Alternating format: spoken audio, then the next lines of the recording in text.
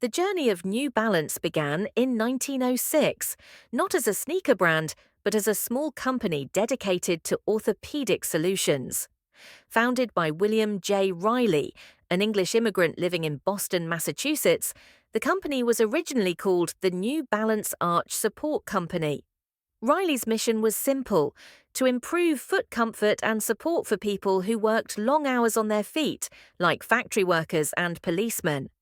Riley's inspiration for his first product came from nature, specifically the three-pronged foot of a chicken, which he believed demonstrated perfect balance.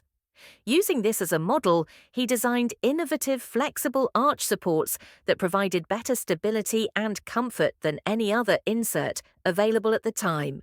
These early products were handmade and sold door to door, slowly building a loyal customer base.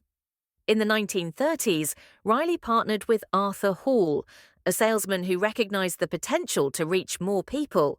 Hall later brought his daughter and son-in-law into the business, ensuring the company's continued growth. For decades, New Balance remained a niche brand focused on orthopedic needs, but that would all change in the 1960s. In 1960, New Balance revolutionized athletic footwear with the launch of the Trackster, the first running shoe to feature a rippled sole for traction and to be available in multiple widths.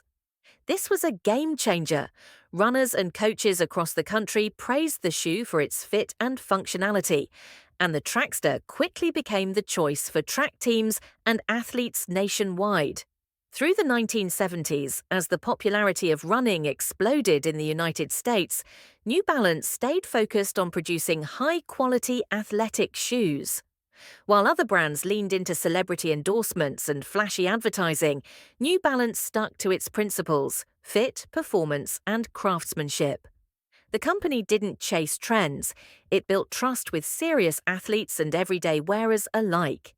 In 1972, the company was bought by Jim Davis, who led its transformation from a small regional brand into an international competitor. Davis insisted on keeping a portion of the company's manufacturing in the United States, a decision that remains a core part of New Balance's identity to this day. Even as most competitors moved production overseas, New Balance maintained factories in the US and the UK, appealing to customers who value ethical sourcing and local labor. The launch of the 990 series in 1982 marked another turning point. Marketed as the first running shoe to cost $100, the 990 was engineered for serious runners, but unexpectedly became a fashion statement, especially in urban culture and among tastemakers. Over the decades, the 990 and its successors were embraced by a wide range of wearers: runners, tech workers, dads, fashion influencers, and celebrities like Steve Jobs and Kawhi Leonard.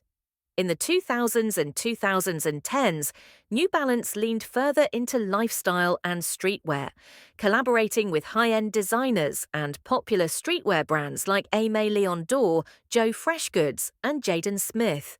These moves helped the brand bridge the gap between performance and fashion while keeping its authenticity intact. Today, New Balance stands as one of the few global athletic brands that has never lost sight of its roots. It's respected for its craftsmanship, comfort, and commitment to quality. In a world full of hype and fast fashion, New Balance remains grounded, offering products that are built to last, designed to perform, and worn with pride.